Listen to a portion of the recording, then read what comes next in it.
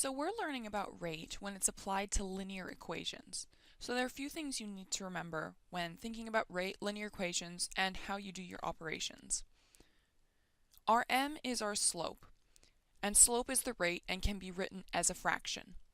So in other words, if we have something like miles per hour, that is a rate. But when we write this as a fraction, it is written as miles divided by hours. And then we figure out exactly how many miles we went. Perhaps we went 30 miles, and that took us 1 hour. So even though 30 divided by 1 can just be simplified to 30, when we're working with a linear equation and we have rates, it's nice to leave our units in until the end. So now let's look at what the rest of our variables mean and then figure out why we want to leave these units until the end. So because slope is written as a fraction and we have a different unit for the numerator and the denominator, our different variables are going to match with the units of either the numerator or denominator. For example, y has the same units as the numerator of the rate. So in this example here, y would be miles. X has the same units as the denominator of the rate. So that means x would be in hours.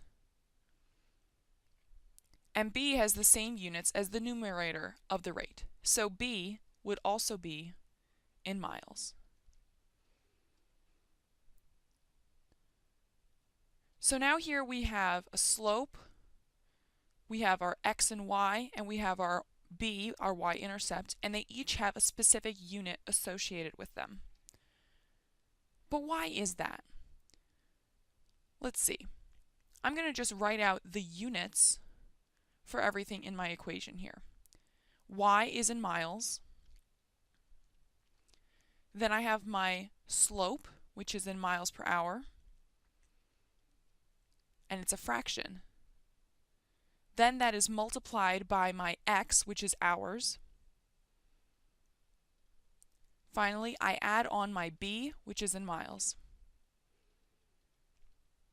Now this might look like a lot of different units to you, but we can use one of our factoring techniques to help us simplify, and it makes sense. Notice here, we're trying to add miles per hour times hours plus miles. We know that we can only add together like terms.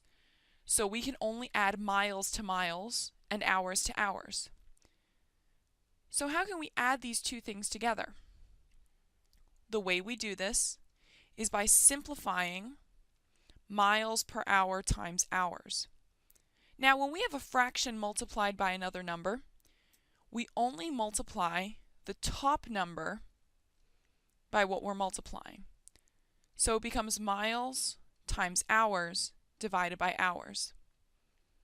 And if you remember from simplification earlier when we were factoring and then simplifying fractions, if we have the same variable or factor on the numerator and the denominator, we can cancel it out to help us simplify.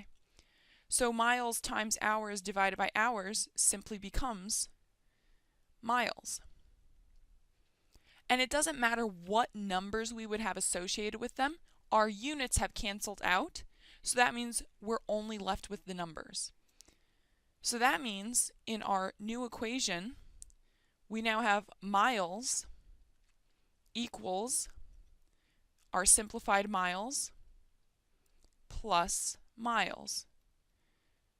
And now our equation is balanced because we have miles everywhere. And this is why we have to be careful when setting up rates in linear equations in a certain way so that our units properly cancel out and we end up with the same unit on both sides of our equation. Miles equal to miles. Or whatever other rate and units your equation might have given you.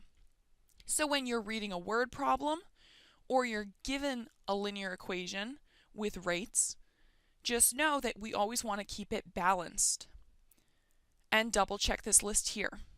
Slope is the rate and can be written as a fraction. Y has the same units as the numerator of the rate. X has the same units as the denominator of the rate, and B has the same units as the numerator of the rate. So as long as you set up your linear equation in this way from a word problem, or you keep track of it in this way when you're already given a linear equation, it will help you ensure to get the correct answer.